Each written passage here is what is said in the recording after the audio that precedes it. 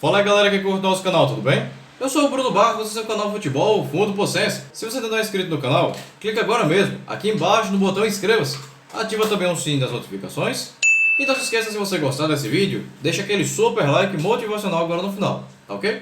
No vídeo de hoje vamos falar sobre o Campeonato Brasileiro de Seleções Estaduais, disputado em 1931. Ficou curioso? Quer conhecer essa história? Então, vamos nessa!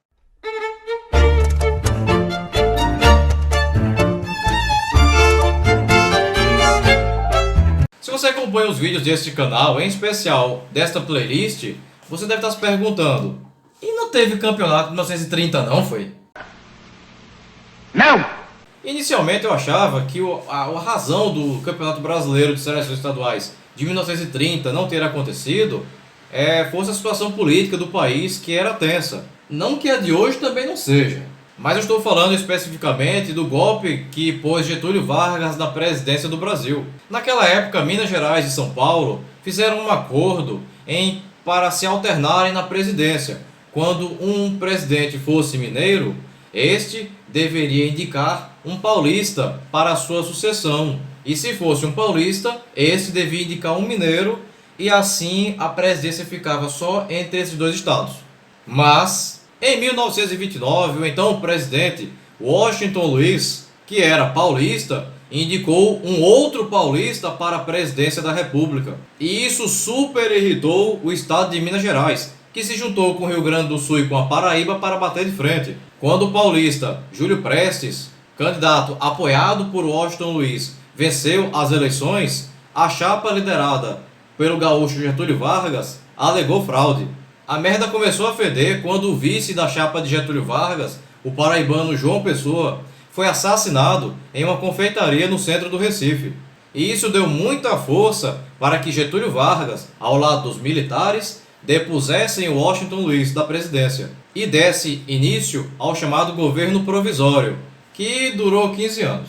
Mas quando eu escavei um pouco mais, eu descobri que o real motivo da não realização do Campeonato Brasileiro de Seleções de 1930 não tinha sido esse. Na verdade, por algum motivo, a CBD, a atual CBF, ela suspendeu por um ano a APEA, a Associação Paulista de Esportes Atléticos, e a carioca AMEA, a Associação Metropolitana de Esportes Atléticos. Com isso, as seleções de São Paulo e do Distrito Federal, Rio de Janeiro, estariam fora do Campeonato Brasileiro de Seleções.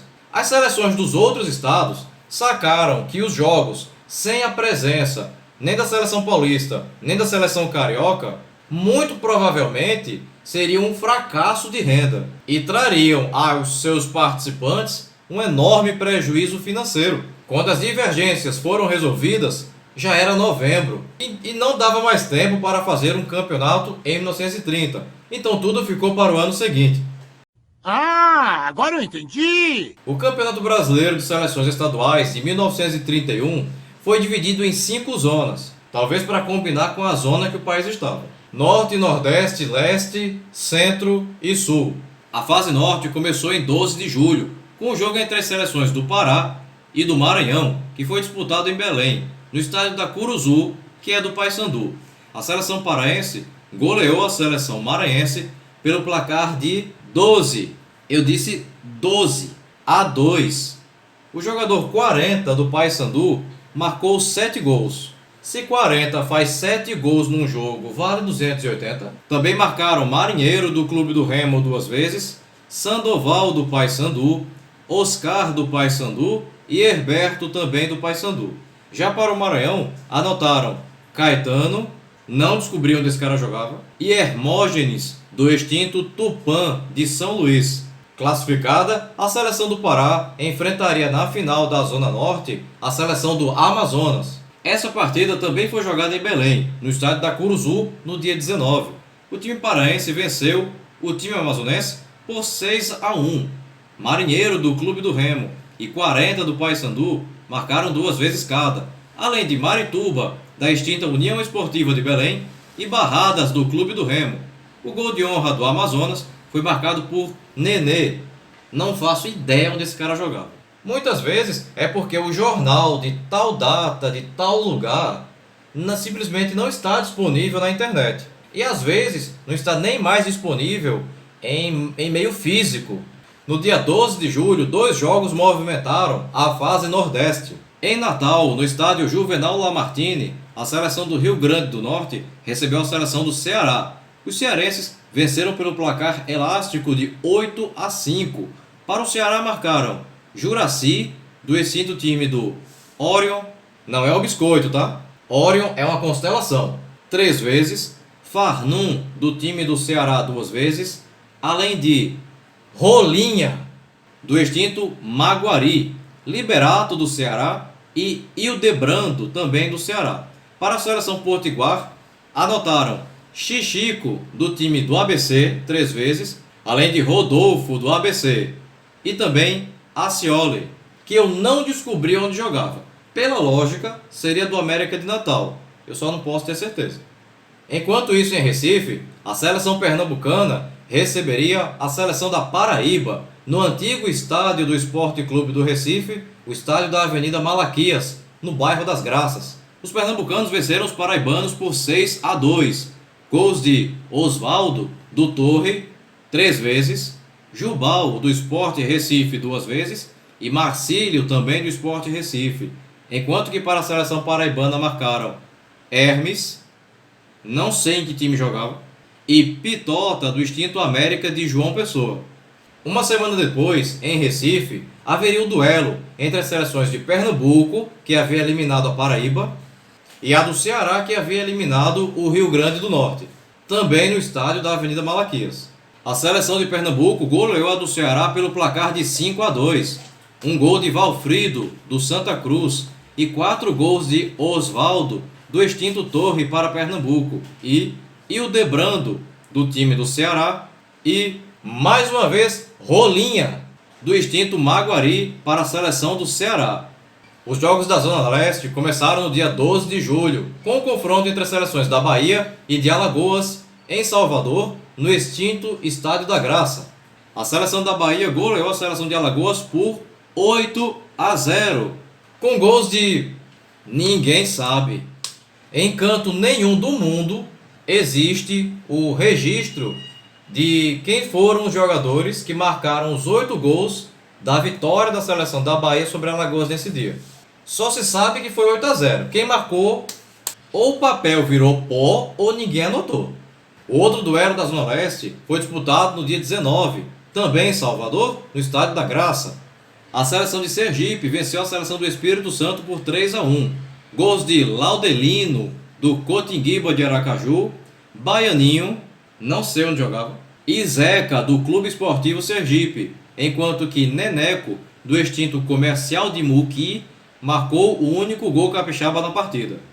No dia 26, houve em Salvador, também no Estádio da Graça, a final da Zona Leste, entre as seleções da Bahia e de Sergipe. A seleção da Bahia venceu a de Sergipe por 7-1, com gols de Baíma, do Clube Baiano de Tênis, 2 vezes, Paula Santos, Paula, do Botafogo de Salvador, 2 vezes, Raul, do extinto Fluminense de Salvador, 2 vezes, e Sandoval, do Ipiranga. O único gol de Sergipe foi anotado pelo jogador Laudelino, do Cotinguiba. A fase centro começou no dia 19 de julho, com o confronto entre as seleções do estado do Rio de Janeiro, ou seja, a seleção fluminense, e a seleção de Minas Gerais, no Rio de Janeiro, no estádio das Laranjeiras, de propriedade do Fluminense. A seleção mineira surpreendeu e venceu a seleção do estado do Rio de Janeiro por 4-3. Para Minas Gerais marcaram Grão, eu não descobri onde esse cara jogava, e Nijinho, do Palestra Itália, atual Cruzeiro, 3 vezes. Enquanto que para a seleção fluminense marcaram Russo, do Byron de Niterói, Calau, do Ipiranga de Niterói, e Manuelzinho, também do Ipiranga de Niterói. Classificada, a seleção mineira teria na final da Zona Centro a seleção carioca, a seleção da cidade do Rio de Janeiro, no estádio das Laranjeiras. A seleção do Distrito Federal, o Rio de Janeiro era o Distrito Federal, tá? Venceu a seleção de Minas Gerais por 5-0, com gols de Ripper, do Fluminense, 3 vezes, e Preguinho, também do Fluminense, 2 vezes. A disputa da Zona Sul começou no dia 12 de julho, com o duelo entre as seleções do Paraná e de Mato Grosso a ser jogado em São Paulo. Sim, em São Paulo, no antigo estádio da Chácara da Floresta. Os paranaenses venceram os mato-grossenses pelo placar de 4-1. Para a seleção do Paraná marcaram Vani, do Palestra de Curitiba, Gabardino, também do Palestra, e Emílio, do Coritiba. Enquanto que para a seleção de Mato Grosso, marcou Chito, do Corumbaense, hoje time de Mato Grosso do Sul.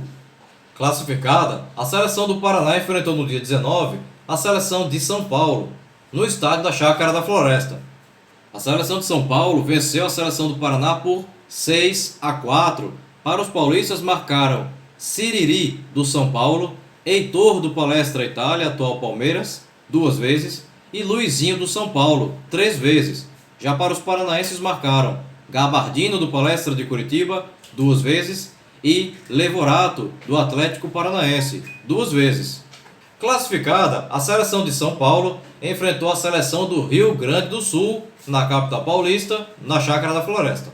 A seleção de São Paulo venceu a seleção gaúcha pelo placar de 1-0, gol do jogador Feitiço, do Santos. Chegava então a hora das semifinais. A seleção do Pará abriu mão da disputa, alegando problemas financeiros. Ambos os jogos aconteceram no dia 16 de agosto de 1931. A seleção paulista, campeã da Zona Sul, recebeu em São Paulo, na Chácara da Floresta, a seleção de Pernambuco, que havia sido campeã da Zona Nordeste. Os paulistas massacraram a seleção de Pernambuco por um incrível 11-3. Pô, velho, sacanagem. Para Pernambuco marcaram Oswaldo, do Torre, Valfrido, do Santa Cruz e Julinho, também do Santa Cruz. Para a seleção de São Paulo, houve 2 gols de Luizinho, do São Paulo, 2 de Siriri, também do São Paulo, 2 de Feitiço, do Santos, 2 de Valdemar, do São Paulo, 2 de Arthur Friedreich, do São Paulo, e 1 de Goliardo, do Palestra Itália. No mesmo dia, no Rio de Janeiro, a seleção do então Distrito Federal, ou Seleção Carioca, campeã da Zona Centro, enfrentaria a seleção da Bahia, campeã da Zona Leste, no estádio das Laranjeiras. A seleção da cidade do Rio de Janeiro venceu a seleção da Bahia por 6-0. Gols de Preguinho, do Fluminense, 3 vezes, Walter, do América do Rio, 2 vezes, e Coelho, do Fluminense. A final seria mais uma vez jogada entre as seleções paulista e carioca. Ao final de 3 partidas, quem somasse mais pontos seria a seleção campeã. No dia 23 de agosto, no Rio de Janeiro, no estádio de São Januário, de propriedade do Vasco da Gama, a seleção carioca venceu a seleção paulista por 3-1.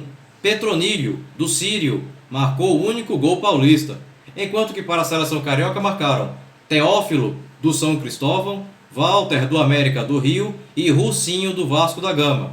O segundo jogo aconteceu no dia 30, em São Paulo, no estádio do Corinthians, o estádio de Parque São Jorge. A seleção paulista venceu os cariocas por 3-0, gols de Feitiço, do Santos, e Arthur Friedreich, do São Paulo, 2 vezes. Como ficou uma vitória para cada lado, foi necessário um terceiro jogo para desempatar. Naquela época não tinha prorrogação, não tinha pênalti, não tinha moedinha, não tinha nada. Para o ímpar, palitinho. No dia 13 de setembro, as 2 seleções voltaram a se enfrentar no Rio de Janeiro, em São Januário, em jogo decisivo. A seleção carioca venceu a seleção paulista por 3-0. Gols de Leônidas da Silva, do Bom Sucesso, 2 vezes, e Carvalho Leite, do Botafogo.